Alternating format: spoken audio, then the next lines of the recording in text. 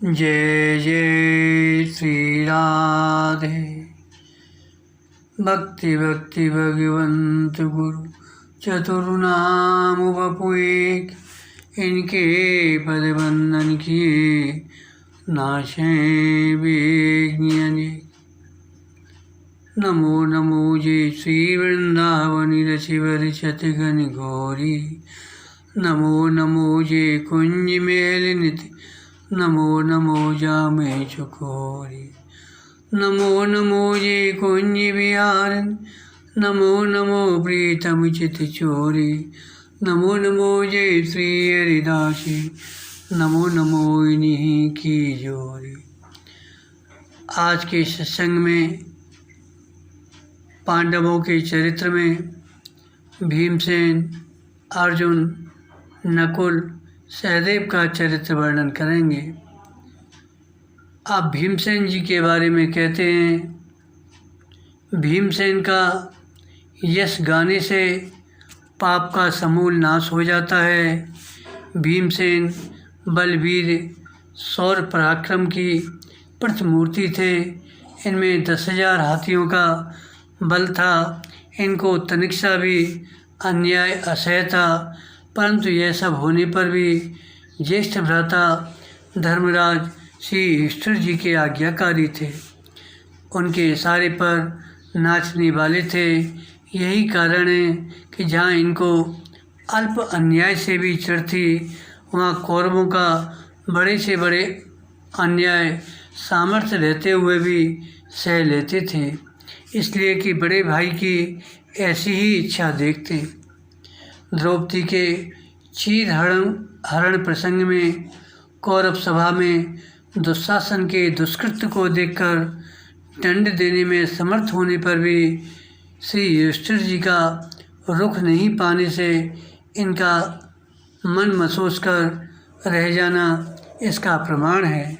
ऐसे ही बहुत से अवसर आए जहाँ न्यायतः भीमसेन बल का प्रयोग कर दुष्टों का दमन कर सकते थे, परंतु भातृभक्ति से भावित होने के कारण शांति रह जाते। एक बात स्मरण रखने की है कि भीमसेन अन्याय पर ही उबलते थे, अन्यथा सहज स्वभाव से शांति प्रिय थे। इनकी शांति प्रियता का दर्शन उस समय होता है जब भगवान श्री कृष्ण संधि का प्रस्ताव लेकर कौरव सभा के लिए प्रस्थान करते हैं, तो भीमसेन कहते हैं, हे मधुसूदन, कौरवों के बीच में आप ऐसी बात करें जिससे शांति स्थापित हो जाए। दुर्योधन स्वभाव से दुरात्मा है, दुराग्रही है, वह मरना स्वीकार कर लेगा, परंतु झुकना उसके स्वभाव के विरुद्ध है। अतएव आप उससे जो कुछ भी कहें कोमल और मधुर वाणी में धीरे धीरे कहें। आपका कथन धर्म और अर्थ से युक्त तथा कल्याणकारी हो, उसमें तनिक भी उग्रता न आने पावे। श्री कृष्ण, आप वहाँ बूढ़े पितामह भीष्म जी तथा अन्य सभासदों को ऐसा करने के लिए कहें जिससे हम सब भाइयों में सौहार्द बना रहे और दुर्योधन भी शांत हो जाए। शांति प्रियता के भावों से भरे हुए इन शब्दों से भीमसेन के हृदय की विशालता का सहज ही अनुमान हो जाता है। भीमसेन में ब्राह्मणों के प्रति बड़ा भाव का वर्णन आया है। जब वारणावत नगर के लाक्षागृह से निकलकर पांडव एक चक्रा नगरी में एक ब्राह्मण के घर रहते थे। एक दिन चारों भाई भीमसेन को माता के पास छोड़कर भिक्षा के लिए चले गए। उस दिन ब्राह्मण के घर में रोना पीटना मच गया। यह सुनकर भीमसेन ने माता कुंती से कहा, माँ, पहले यह पता लगाओ इस ब्राह्मण को क्या दुख है और वह कैसे प्राप्त हुआ है। जान लेने पर अत्यंत दुष्कर होने पर भी मैं इसको दूर करने की चेष्टा करूँगा। इसके बाद माता की आज्ञा से भीमसेन ने वन में जाकर दुष्ट बकासुर, जो इस ब्राह्मण के ही नहीं संपूर्ण नगर के दुख का कारण बना था, नित्य प्रति एक मनुष्य 2 भैंसें एवं 20 टोकरी अन्न की सामग्री की बलि लेता था, उसको मारकर उस ब्राह्मण परिवार तथा समस्त नगर की विपत्ति दूर की। भीमसेन का भगवान श्री कृष्ण में अद्भुत अनुराग था, परम विश्वास था। जिस समय राजसूय यज्ञ के अवसर पर महाराज श्री युधिष्ठिर श्री कृष्ण के मुख से मगध नरेश जरासंध के अमित बल की बात सुनकर बड़े ही निराश हो रहे थे, तो भीमसेन ने भगवान श्री कृष्ण की ओर देखकर धर्मराज जी से कहा, हे गोविंद, आपके बुद्धि बल का आश्रय लेकर धर्मराज युधिष्ठिर सब कुछ पा सकते हैं। जिनकी सदा रक्षा करने वाले आप हैं, उनकी हम पांडवों की विजय निश्चित है। कैसा दृढ़ विश्वास है भीमसेन का भगवान के प्रति। जिस समय भगवान श्री कृष्ण युधिष्ठिर का राजसूय यज्ञ पूर्ण हो जाने पर द्वारकापुरी को प्रस्थान कर रहे थे, प्रेमवश महाराज युधिष्ठिर दारुक को सारथी के स्थान से हटाकर उन्होंने घोड़ों की बागडोर अपने हाथ में ले ली। अर्जुन रथ पर आरूढ़ हो स्वर्ण दंडयुक्त विशाल चमर हाथ में लेकर दाहिनी ओर से भगवान के मस्तक पर ढुलाने लगे। उसी समय भीमसेन भी रथ पर चढ़कर भगवान के ऊपर छत्र लगाकर खड़े हो गए। वर्णन आता है कि भीमसेन स्वभाव से बड़े भोले वाले थे। इसी से कौतुक प्रिय श्री कृष्ण कभी कभी इनसे खूब व्यंग्य विनोद भी करते थे। एक कथा आती है कि महाभारत का युद्ध समाप्त होने पर जब महाराज युधिष्ठिर जी व्यास जी की प्रेरणा से अश्वमेध यज्ञ का अनुष्ठान करने के निश्चय करते हैं, तो सर्वप्रथम श्री कृष्ण को बुलाने के लिए भीमसेन को द्वारकापुरी भेजे। भीमसेन ने जब श्री कृष्ण के महल के द्वार पर पहुंचकर अपने आगमन की सूचना दी, तो भोजन कर रहे भगवान ऋषिकेश ने खबर भेजी और भीमसेन को वहाँ आने से मना कर दिया। उन्होंने ऐसा विनोद इसलिए किया था, उन्हें भीम की सरल हृदय की अटपटी व्यंग्यपूर्ण बातें सुने बहुत दिन हो गए थे। अब महल में प्रवेश की निषेधाज्ञा सुनकर भीमसेन इसे अपना अपमान समझकर हंसते हुए गंभीर वाणी में बोले, शैरंद्री, यह तो बता, श्री कृष्ण अकेले क्यों भोजन कर रहे हैं? क्या देवी देवकी की मृत्यु हो गई है, या सत्यभामा का स्वर्गवास हो गया है, अथवा इस राज्य में मेघों ने जल की वर्षा नहीं की है, जिससे अन्न की महंगी पड़ गई है, अथवा किसी राक्षस ने इनके पुत्रों और पौत्रों का संहार कर डाला है, या ये श्रीहरि स्त्रियों के साथ ही भोजन करते हैं। भीमसेन अभी ऐसा कह ही रहे थे कि कौतुक के लिए श्री कृष्ण प्रथम खाजा, एक प्रकार की मिठाई मतलब पापड़, उसको पाने लगे, जिसके पानी में चरर चरर शब्द होने लगे। फिर घट घट की आवाज़ का अभिनय करते हुए कड़ी पीने लगे। जब भीमसेन ने ये शब्द सुने तो सुनकर हंसते हुए कहने लगे, ओहो, जो पहले छाछ पीने के ही अभ्यासी थे, अब वे औटाया हुआ दूध कैसे पी रहे हैं। उस दाई को क्या कहें जिनने इनके गले को बढ़ा दिया, न जाने इनके गले में अंगूठा डालकर उसे बढ़ाया या मूसल या हल डालकर बढ़ाया। इस तरह से विनोद कर रहे थे। इतने पर भी जब श्री कृष्ण नहीं बोले तब भीम ने कहा, क्या तुम्हारे गले में बड़ा अटक गया है? क्या मैं आकर उसे गदा से मसल दूं? परंतु नहीं, प्रलय काल में बड़े बड़े पर्वत भी जिनके गले में बिना किसी अटक के प्रवेश कर जाते हैं, वहाँ इस बेचारे बड़े की क्या गिनती। परंतु गोविंद उस प्राचीन अभ्यासवश अपने कुटुंबियों को नहीं निगल जाना। अरे हरे, कहीं दूर से आए हुए मुझ भीम को ही नहीं खा जाना। लेकिन एक बात याद रखना, मैं तुम्हारे उदर में पहुंचकर सुखदायक नहीं होऊंगा, क्योंकि मेरा गमन नीचे की ओर नहीं होता, मैं तो सदा ऊपर की ओर ही गमन करने वाला हूँ। साथ ही श्री कृष्ण लोग तुम्हारी निंदा भी करेंगे। महाराज युधिष्ठिर की आज्ञा से कुंती नंदन भीमसेन बड़ी आशा लेकर अकेले ही आए, उन्हें श्री कृष्ण ने खा लिया। अगर मुझे खाना ही अभीष्ट हो तो मेरे साथ माँ कुंती को भी खा जाना, नहीं तो वे मेरे बिना दुखी होंगी। परंतु पुरुषोत्तम, यह सब सुनकर तुम्हारी बहन सुभद्रा तुमको राक्षस समझेगी, अतः तुमको बहुत बड़ा दोष लग जाएगा। परंतु प्रलय काल में तुम ही सबका संहार करते हो, पर दोष तुमको छू नहीं जाता, फिर यह दोष क्यों लगने लगा?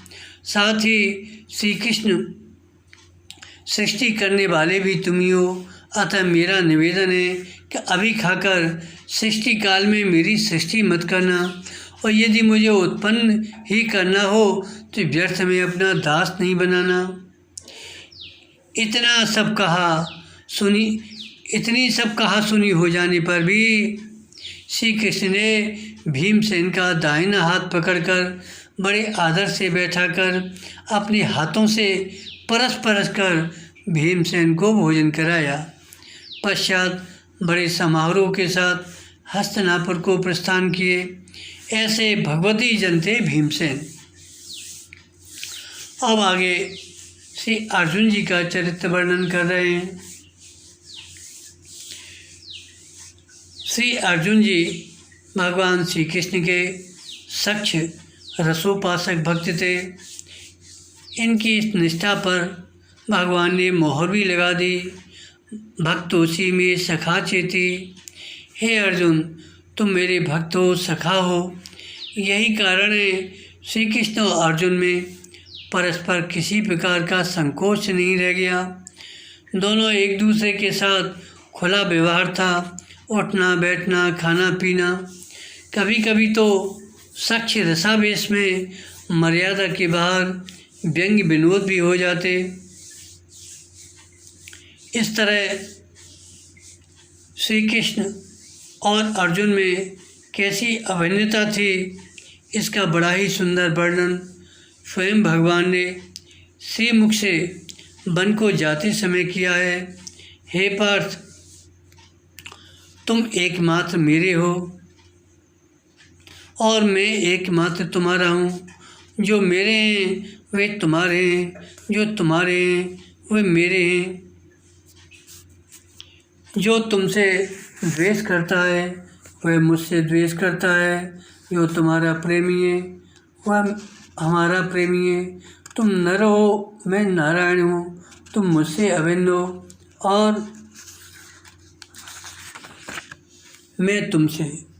हम दोनों में कोई अंतर नहीं है, हम दोनों एक हैं। जहाँ अहरनिश अर्जुन के प्रत्येक प्रयत्न श्री कृष्ण प्रीति बढ़ाने के लिए होते, वहाँ श्री कृष्ण भी सतत प्रयत्नशील रहते अपने प्यारे सखा अर्जुन के प्रति प्रीति बढ़ाने के लिए। वर्णन आया है, राजा श्वेतकी के यज्ञ में 12 साल तक लगातार घृत पान करने से अग्निदेव का तेज मंद पड़ गया था। अपने तेज को पुनः प्राप्त करने के लिए अग्निदेव ने श्री अर्जुन और श्री कृष्ण से खांडव वन जलाने की प्रार्थना की। श्री कृष्ण के सहयोग से अर्जुन ने अपने अद्भुत पराक्रम से खांडव वन को जलाया, अग्नि की अभिलाषा पूरी हुई। उस समय अर्जुन और श्री कृष्ण के अलौकिक शौर्य को देखकर प्रसन्न देवराज इंद्र ने समीप आकर इनकी सराहना करते हुए वरदान मांगने को कहा। तो अर्जुन ने सब प्रकार के दिव्यास्त्र मांगे और श्री कृष्ण ने यह वर मांगा कि अर्जुन के साथ मेरा प्रेम निरंतर बढ़ता रहे। इंद्र ने परम बुद्धिमान श्री कृष्ण को यह वर दे दिया। खांडव वन दाह के समय ही जब मैं दानव ने बचने का कोई उपाय नहीं देखा तो उसने अर्जुन की शरण ली। अर्जुन ने उसे अभय प्रदान किया।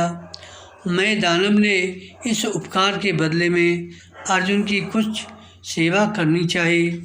अर्जुन ने कहा, तुम श्री कृष्ण का कोई प्रिय कार्य कर दो, इसी से हमारी सेवा हो जाएगी।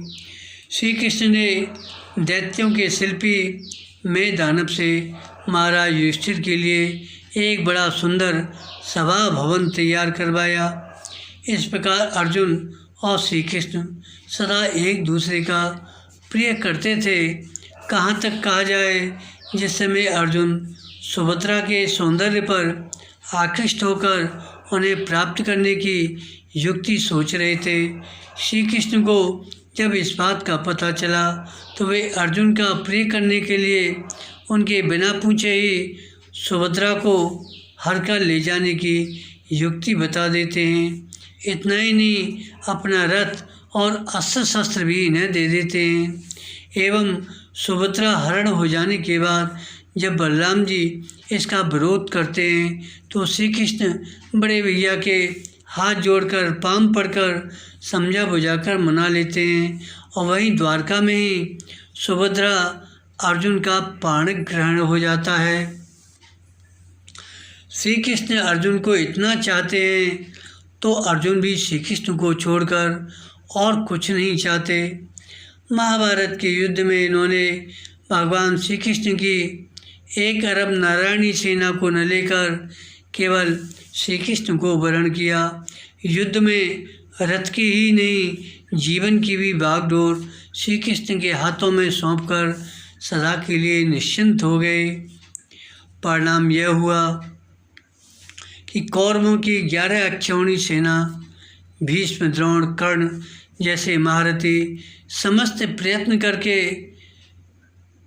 स्वयं मारे गए, परंतु अर्जुन के शरीर पर आँच तक नहीं आई। तभी तो कहा गया है, जाको राखे साइया मार सके नहीं कोई। भगवान श्री कृष्ण ने अपना परम गोपनीय गीता का ज्ञान अर्जुन को ही परमअधिकारी जानकर प्रदान किया।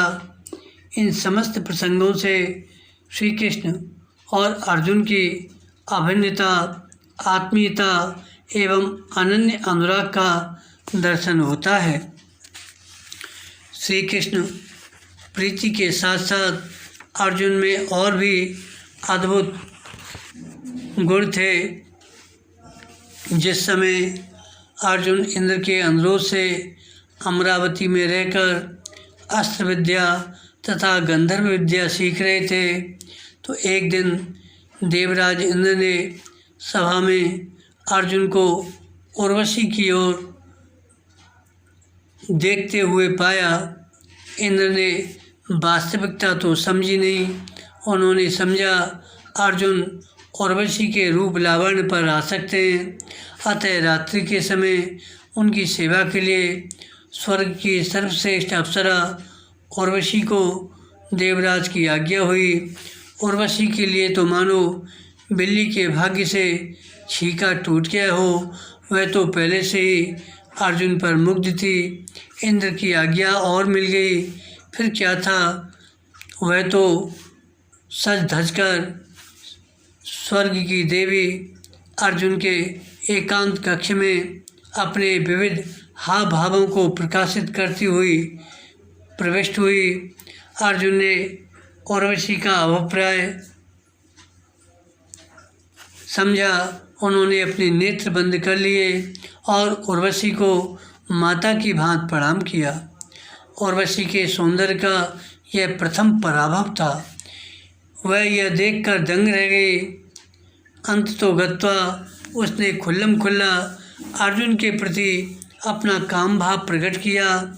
अर्जुन ने अपने हाथों से दोनों कान बंद कर लिए। बोले, माता यह क्या कह रही हो? देवी, निसंदेह तुम मेरी पूजनीय हो, हमारे कुल की जननी हो।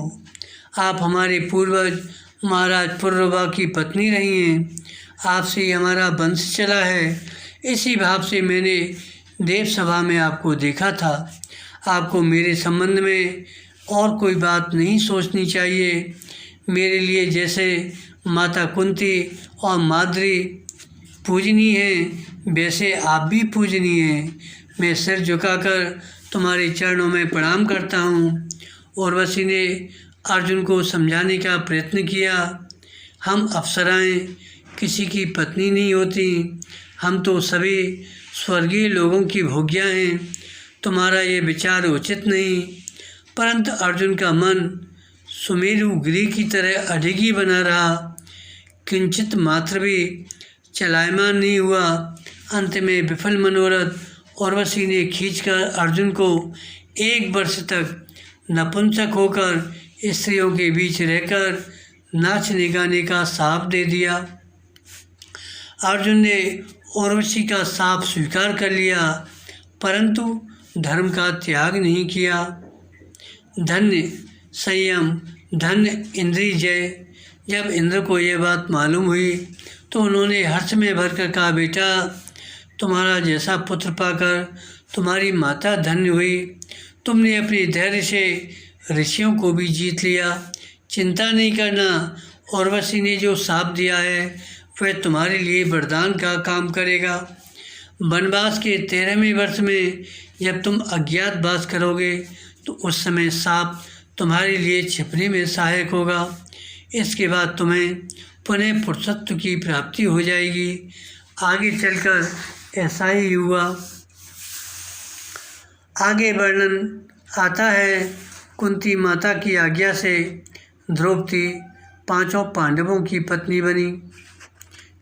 कहीं कालांतर में इस विषय को लेकर भाइयों में विरोध न हो जाए, अतः देवर्षि नारद के सुझाव पर पांडवों ने यह नियम बनाया, जिस समय द्रौपदी एक भाई के पास एकांत में रहे, उस समय कोई दूसरा भाई यदि उसके कमरे में चला जाए तो 12 वर्ष के लिए निर्वासित कर दिया जाएगा।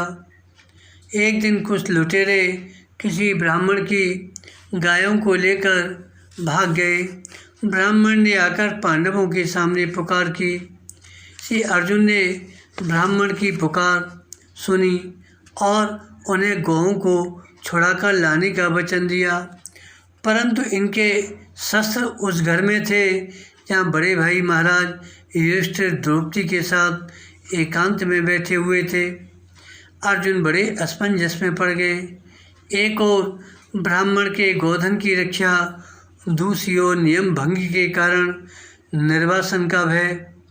अर्जुन को निर्णय करते देर नहीं लगी। उन्होंने निश्चय किया, नियम भंग के कारण मुझे कितना भी कठिन प्रायश्चित क्यों न करना पड़े, चाहे प्राणी क्यों न चले जाएं। ब्राह्मण के गोधन की रक्षा करके अपराधियों को दंड देना मेरा धर्म है और वह मेरे जीवन की रक्षा से भी अधिक महत्वपूर्ण है। अर्जुन ने ब्राह्मण की गाय छुड़ाकर ब्राह्मण को सौंपा और युधिष्ठिर के लाख समझाने पर भी 12 साल के लिए वनवास की दीक्षा लेकर वहाँ से चल पड़े। धन्य ब्रह्मण्यता, धन्य सत्य प्रतिज्ञता और धन्य नियम पालन करने की तत्परता। एक बार महर्षि गालव जब प्रातःकाल सूर्य को अर्घ्य प्रदान कर रहे थे तो उनकी अंजलि में आकाश मार्ग से जाते हुए चित्रसेन गंधर्व की थूकी हुई पीक गिर पड़ी। मुनि रुक गए, पर उन्होंने जाकर भगवान श्री कृष्ण से प्रार्थना की। ब्रह्मण्यदेव प्रभु ने प्रतिज्ञा कर ली 24 घंटों के अंदर चित्रसेन को मार डालने की।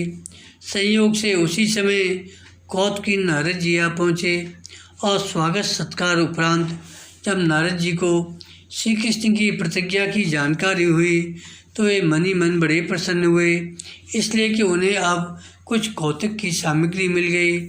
चल पड़े प्रभु को प्रणाम कर और झट पहुँचे चित्रसेन के पास। मुनि को उदासीन सा देखकर जब चित्रसेन ने कारण पूछा तो मुनि ने श्री कृष्ण की प्रतिज्ञा सुनाई और गंधर्वराज को चेतावनी दी कि अपना कल्याण चाहते हो तो कुछ दान पुण्य कर लो। आप थोड़े ही देर के मेहमान हो, बस केवल 24 घंटे के। बेचारे चित्रसेन का होश उड़ गया। इंद्रपुत्र जयंत की सी दशा हो गई। सभी लोगों में लोकपालों के पास गया, परंतु किसी ने कुछ नहीं सहायता की। भला भगवान से कौन सत्वता मोल ले। अंत में चित्रसेन ने नारद जी की शरण ली। जयंत का कल्याण भी नारद जी के उपदेश से ही हुआ था। फिर तो उन्होंने चित्रसेन को उपाय बताया। अर्धरात्रि को यमुना तट पर जाकर क्रंदन करना। एक स्त्री तुम्हारे पास आकर तुम्हारे दुख का कारण पूछेगी, परंतु जब तक वह दुख निवारण की प्रतिज्ञा न कर ले तब तक तुम अपने कष्ट का कारण नहीं बताना। देवर्षि चित्रसेन को सांत्वना देकर पहुंच गए अर्जुन के महल में महारानी सुभद्रा के पास। बोले, सुभद्रे, आज बड़ा ही महत्वपूर्ण पर्व है। आज अर्धरात्रि को यमुना स्नान कर किसी दीन दुखी की रक्षा करने से अक्षय पुण्य की प्राप्ति होगी।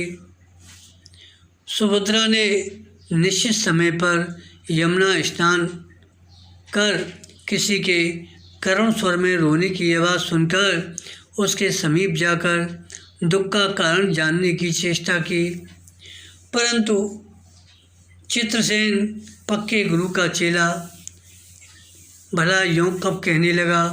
अंत में इनके प्रतिज्ञाबद्ध होने पर ही उसने स्थिति स्पष्ट की। सुभद्रा बड़े धर्म संकट में पड़ गई। अंत में शरणागत परित्राण का निश्चय करके वे उसे अपने साथ ले आईं और समस्त वृत्तांत अर्जुन को सुना दिया। अर्जुन ने सुभद्रा और चित्रसेन दोनों को आश्वासन दिया। इधर देवर्षि नारद ने द्वारका पहुंचकर चित्रसेन, सुभद्रा और अर्जुन का हाल द्वारकानाथ से निवेदन किया। श्री कृष्ण ने नारद जी के माध्यम से अर्जुन को समझाने का प्रयत्न किया, परंतु सब व्यर्थ। शरणागत वत्सल अर्जुन ने अपना निश्चय सुनाया। परिणाम स्वरूप श्री कृष्ण और अर्जुन में तुमुल युद्ध छिड़ गया। कैसा अद्भुत संग्राम है यह भक्तों भगवान का। दोनों ही अपनी प्रतिज्ञा पर दृढ़ हैं। सुलह की कोई संभावना नहीं। असमय में प्रलय काल का सा दृश्य उपस्थित हो गया। देवताओं की प्रार्थना पर भगवान शिव ने आकर प्रभु से निवेदन किया, नाथ राम सदा सेवक रुचि राखी, वेद पुराण साधु सुर साखी। इस व्रत को स्मरण कर इस लीला को यही समाप्त कीजिए। आपने सदा सर्वदा से अपनी प्रतिज्ञा छोड़ भक्त की प्रतिज्ञा रखी है। यह नई रीत न राउर हुई। युद्ध समाप्त हो गया। दोनों ने श्री शिव जी का उपकार माना, परस्पर हृदय लगाकर मिले, सर्वत्र सुख शांति छा गई। परंतु महर्षि गालब का क्रोध भभक उठा। वे अपनी साप शक्ति से श्री कृष्ण, अर्जुन, सुभद्रा और चित्रसेन को भस्म करने के लिए हाथ में जल ले लिए। तब तक सुभद्रा बोल उठी, मैं यदि श्री कृष्ण की भक्त हूँ और अर्जुन के प्रति मेरा पातिव्रत्य पूर्ण हो तो यह जल ऋषि के हाथ से पृथ्वी पर न गिरे। ऐसा ही हुआ। ऋषि संकुचित हो गए। चित्रसेन ने जानबूझकर ऋषि की अवहेलना की हो सो बात नहीं थी। अतः ऋषि ने भी परिस्थिति की वास्तविकता समझकर प्रभु को नमस्कार कर अपने आश्रम को प्रस्थान किया। शरणागत की रक्षा के लिए अपने सर्वस्व श्री कृष्ण से भी युद्ध करना अर्जुन की शरणागत वत्सलता में 4 चांद लगा देता है। आगे वर्णन करते हैं। अर्जुन भगवान श्री कृष्ण के तो कृपा पात्र थे ही, भगवान शंकर की भी इनके ऊपर बड़ी कृपा थी। एक बार अर्जुन ने इंद्र की प्रेरणा से अपनी कठोर तपस्या के द्वारा औढ़रदानी शिव को संतुष्ट कर लिया। वे आशुतोष भगवान इनके ऊपर कृपा करने के लिए एक भील के रूप में इनके सामने प्रकट हुए। एक जंगली सुअर को लेकर शिवजी कहने लगे मैंने मारा है, ये कहने लगे मैंने मारा है। यह कहते हुए दोनों में विवाद खड़ा हो गया। फिर दोनों में भीषण संग्राम हुआ। अर्जुन ने अपने अस्त्र कौशल से भगवान शंकर को संतुष्ट कर दिया। तब भगवान शंकर ने देवी पार्वती के सहित अर्जुन को दर्शन दिया। परम दिव्य पाशुपतास्त्र की शिक्षा के साथ वेद तत्व का भी उपदेश दिया। इतना ही नहीं, महाभारत के युद्ध में अर्जुन के आगे आगे श्री शिवजी त्रिशूल धारण कर शत्रु सेना का संहार करते चलते थे। यह अर्जुन ने अपनी आँखों से देखा था। एक बार भगवान शिवजी के श्रीमुख से भक्तों की महिमा सुनकर भगवती पार्वती जी ने भागवत दर्शन की अभिलाषा प्रकट की। आशुतोष भोलानाथ अपनी प्राण प्रिया को साथ लेकर श्री कृष्ण सखा अर्जुन के महल के द्वार पर जाकर द्वारपाल से अर्जुन का पता पूछे। मालूम पड़ा कि अर्जुन अभी शयन कर रहे हैं। इधर पार्वती जी दर्शन के लिए अधीर हो रही थीं। श्री शिवजी ने अर्जुन को जगाने के लिए भगवान श्री कृष्ण का स्मरण किया। भक्तवांशा कल्पतरु भगवान तत्काल ही मित्र उद्धव, देवी रुक्मिणी और सत्यभामा के सहित उपस्थित हुए और शिवजी के कहने पर शयन कक्ष में जाकर देखा अर्जुन सो रहे हैं।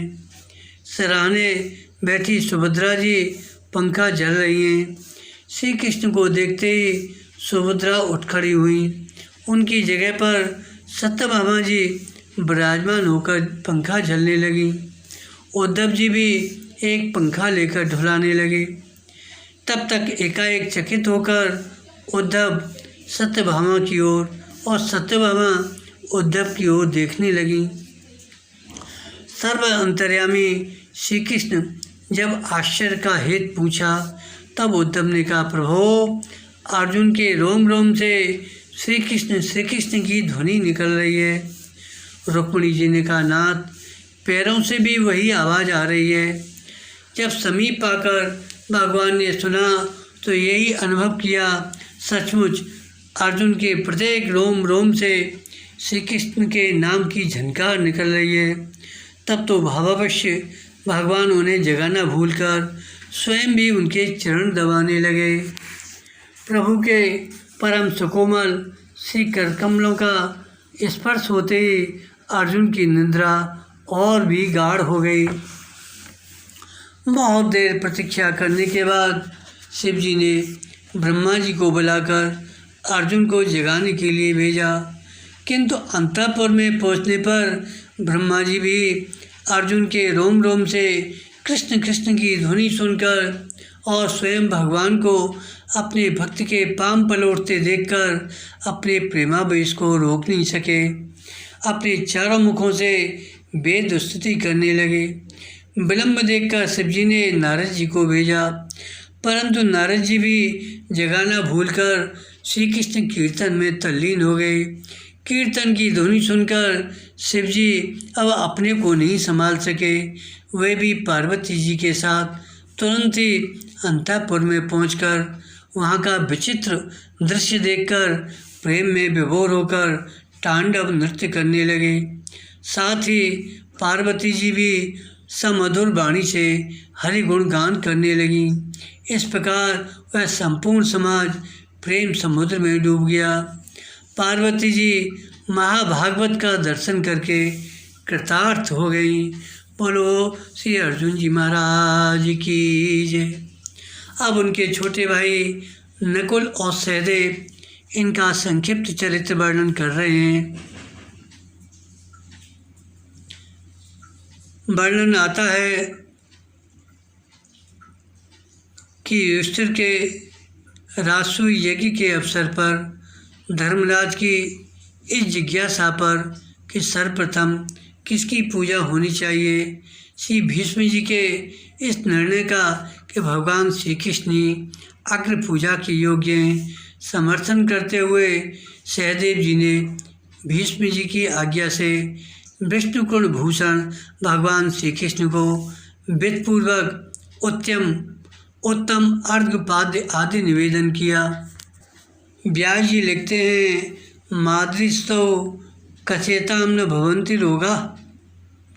भगवान वेदव्यास जी कहते हैं कि युधिष्ठिर, भीमसेन, अर्जुन, नकुल, सहदेव और द्रौपदी ये 6 व्यक्ति एक ही हृदय रखते थे।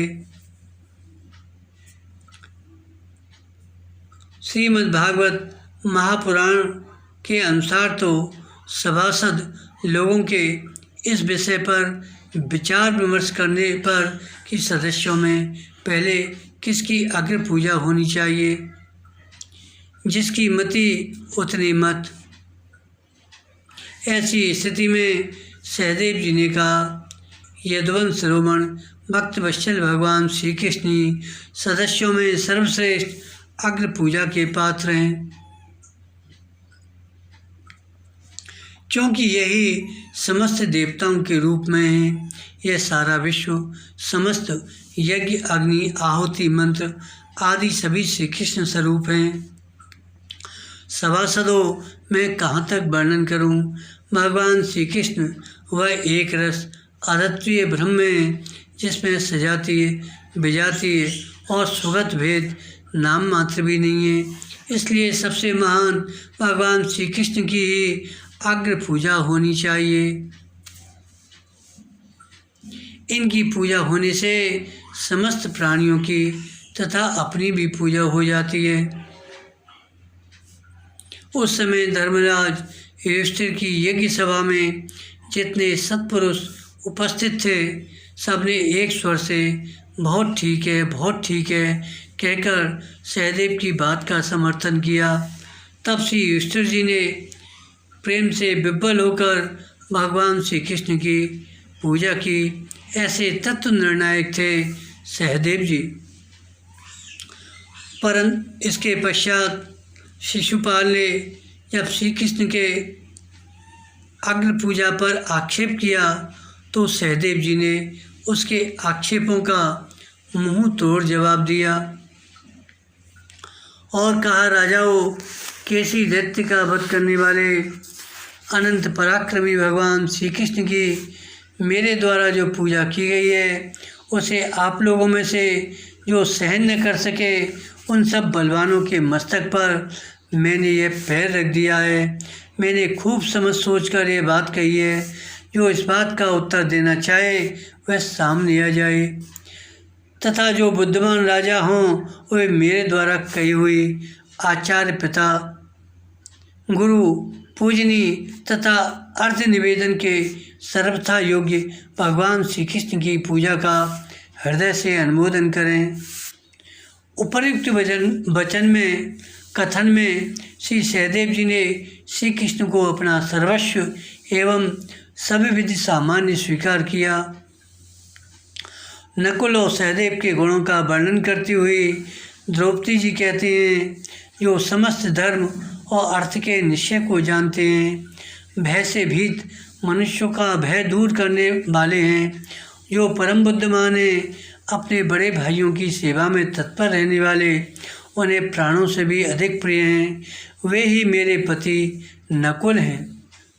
बुद्धि में जिनकी समानता करने वाला दूसरा कोई नहीं है, जो अच्छे वक्ता और सत्पुरुषों की सभा में सिद्धांत के ज्ञाता माने गए हैं, ऐसे मेरे पति सहदेव सूरवीर, सदा ईर्षा रहित, बुद्धिमान और विद्वान हैं।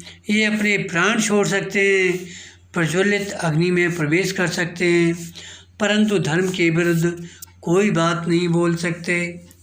इस तरह आज के प्रसंग में भीमसेन जी, अर्जुन जी, नकुल, सहदेव, इनका चरित्र वर्णन किया गया।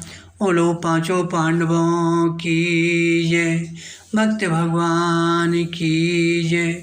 जय जय श्री राधे।